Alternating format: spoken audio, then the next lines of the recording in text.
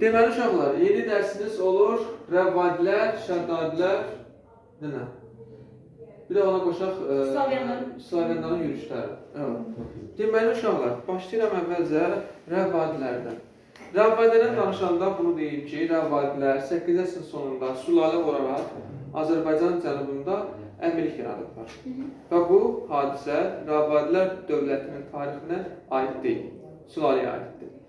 Deməli, rəvvadilər əmirlik, yarı-müstəqil əmirlik yaradıblarsa, Azərbaycanın vahid dövlətdə birləşməyiblər. Yəni, bu konspekt olaraq biz əvvəldən yadda saxlamalıydıq. Əvvəlki dərsimizdə demişdik ki, əmirlik və yarı-müstəqil feodal dövlət yaradılan sülalələr Azərbaycan vahid dövlətdə birləşməyiblər. Bunlar hansılarıydı? Şirvanşahlar məziyyətlər, şəddadilər və bugün danışdığımız rəvvadilər. Şəddadilər nə danışmamışıq bizi? Rəvvadilər dövləti. Rəvvadilər dövləti uşaqlar 981-ci ildə Əbu'l-Hica tərəfindən yaradılmışdır. Əbu'l-Hica Salarilər dövlətinin zəifləməsindən istifadə eləyərək sonuncu Saları hökmdarı İbrahim ibn Mərzbanı məğlub edir və gəlir hansı şəhərdə? Ərdəbildə yeni dövlətin əsasını qoyur. Demək ki, rəvvadilərin paytaxtı olacaq Ərdəbil. Paytaxt Ərdəbil. Elə Əbu'l-Hicanın özü paytaxtda köçürülür. Hara sonra o dövrün inkişaf etmiş şəhərlərindən birinə Təbrizə. Yəni, Təbriz ilk dəfə rəvvadilər dövlətinin paytaxtı olmuşdur. İndi paytaxtda Ərdəbil olmuş şəhərləri bir daha xatırlayaq. Demək, Salarilər. Bir də rəvvadilər. Biz Sacilərdə paytaxtın birincisi demişdik hansı idi? Sonra Ərdəbil. Burada isə uşaqlar bizim kömək olacaq ət, yəni Ərdəbil sonra Təbriz olduğunu bilmək üçün. Xəritəni çəkin, bura lazım olacaq bizə.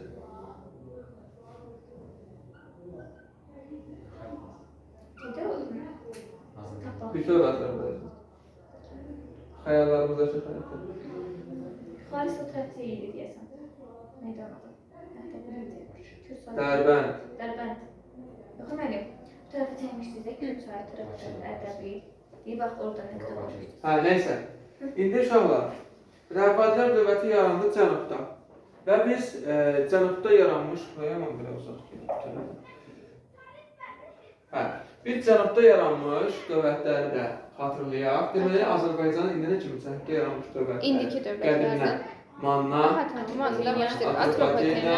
Sacilər, Salarilər, Rəvvadilər. Hələ ki, qabaqda yenə olacaq. Hə, indi biz rəvvadilərin paytaxtı Ərdəbil, sonra Təbriz olub. Keçən dəfə demişdim, bax, Kür çayını gördünüz, bax, Kür çayı gəlir. Xəzər dənizinin sahilində, bax, Kür çayının aşağısında, Xəzər dənizinin sahilində, bax, təxminən, bax, bura Ərdəbildir. Urmiya gölünü gördünüz. Urmiya gölü. Urmiya gölünün paraleli qarşısı Təbrizdir. Aşağıdadır Marağa. Aha.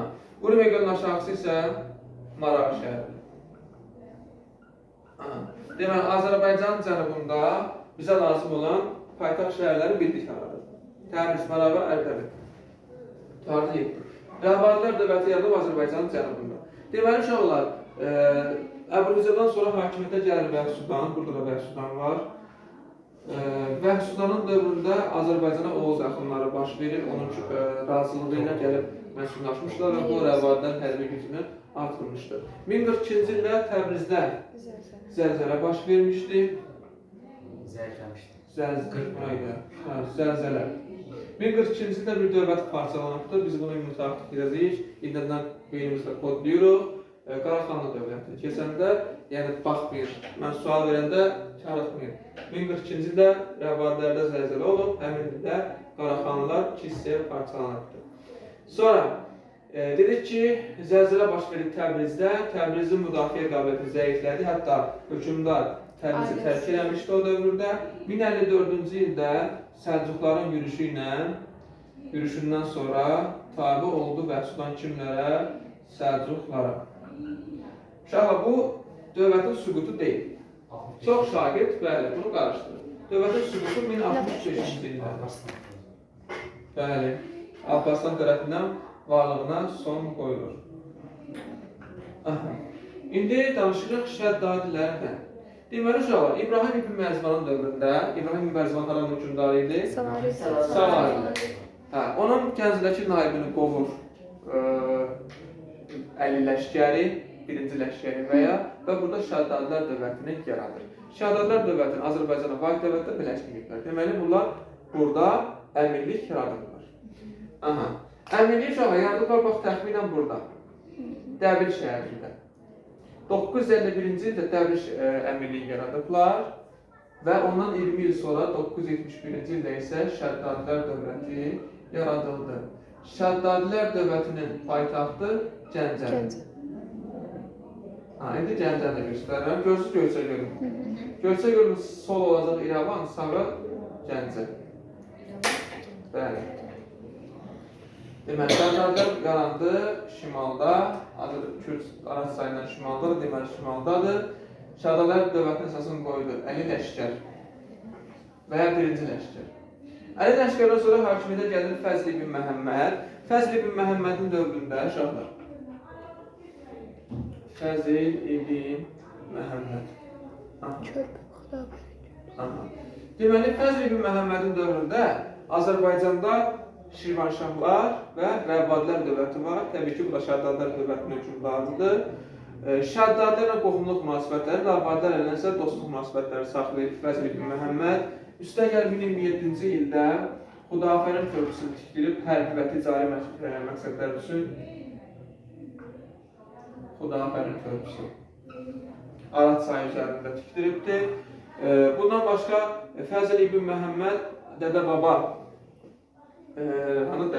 Dədə-Baba mülkçar olan Dəbili geri almışdı. Məhz Fəzl ibn Məhəmməd alıbdır. Bu arada uşaqlar, Şəddadilər Dəbil əmirliyi yaratmışdı Məhəmməd ibn Şəddad. Yəni, sülalənin banisi odur. Məhəmməd ibn Şəddad dövlətin banisi deyil, sülalənin banisi. Necə ki, Əbu-Sas Tivdad Sazilər dövlətini yaratmıyor. Banisi sayılırdı. Bəli, sülalənin banisi odur, amma dövlətin banisi o deyil. Dövlətin banisi budur. Sazilər dövlətini dedim kim yaradır? Məhəmməd ibn Əbu-Sas. Və sülalə? Sülaləni Əbu-Sas Tivdadın adı edir. Əla. Deməli, uşaqlar, Fəzl ibn Məhəmməddən sonra onun oğlu gəlir, Musa ibn Fəzl.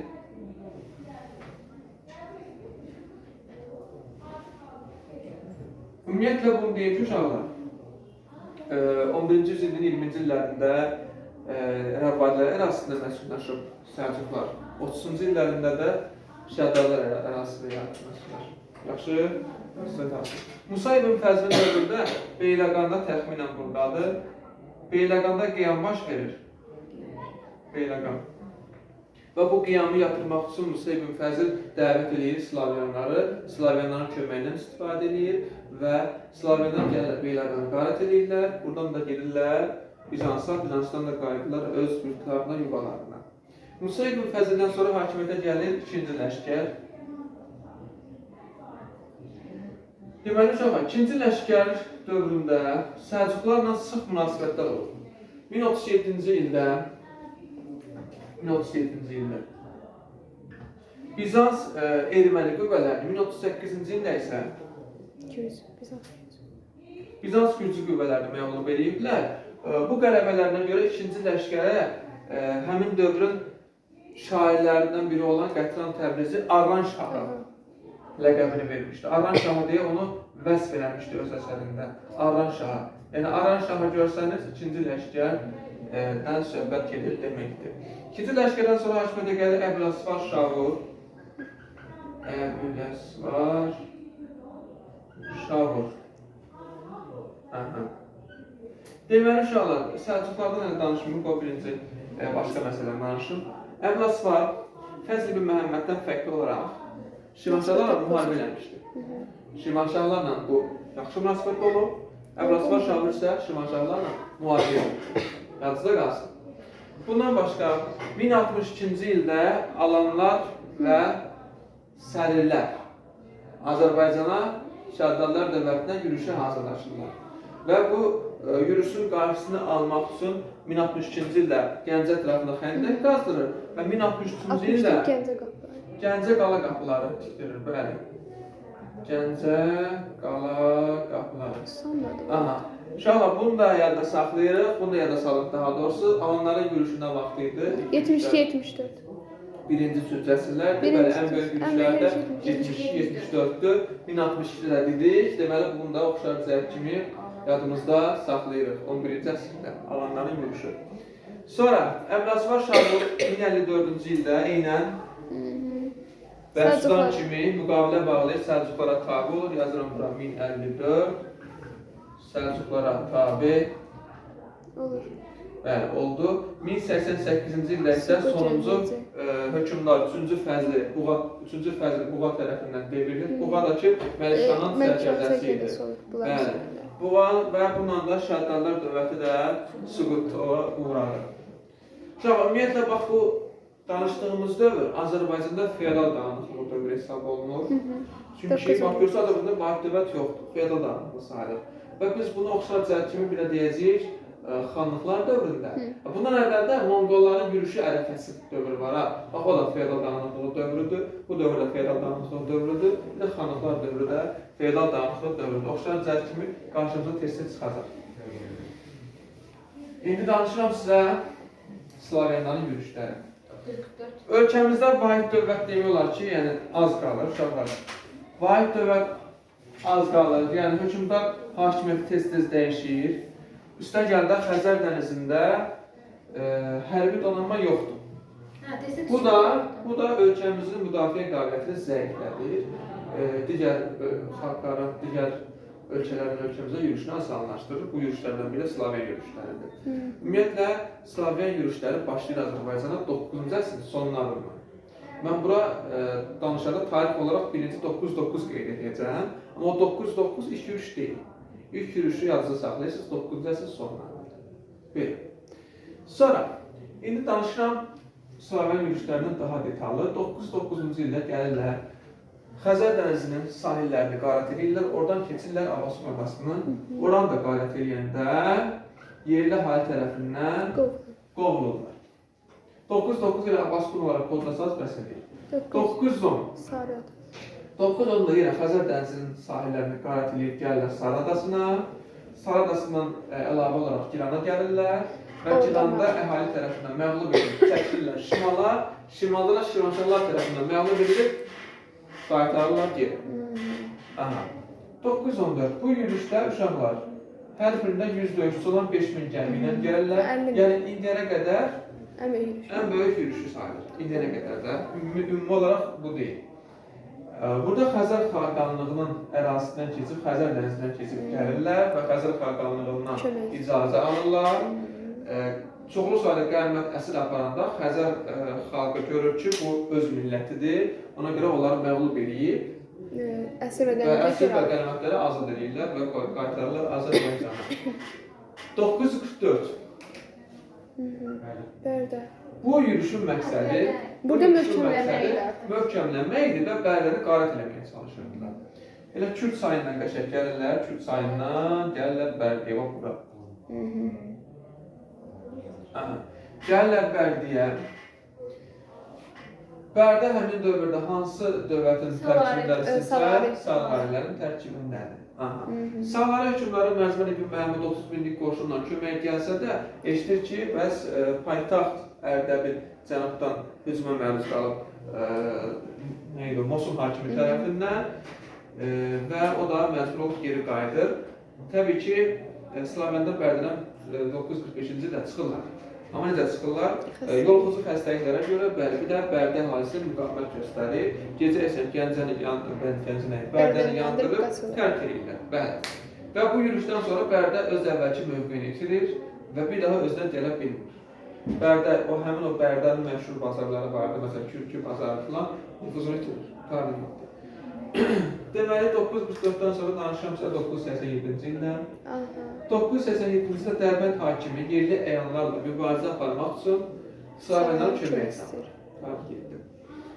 1030-cu ildə Şirvana hücum edilmişdir Slaviyanlar Bu zaman Beyləqanda qiyam baş verir Musa. Musa ibn Fəzlə qarşı. Musa ibn Fəzl də dəvət edir Slavyanları və yaxud deyir məsələn, qarət edirlər Beyləqandan və çıxıb gedirlər.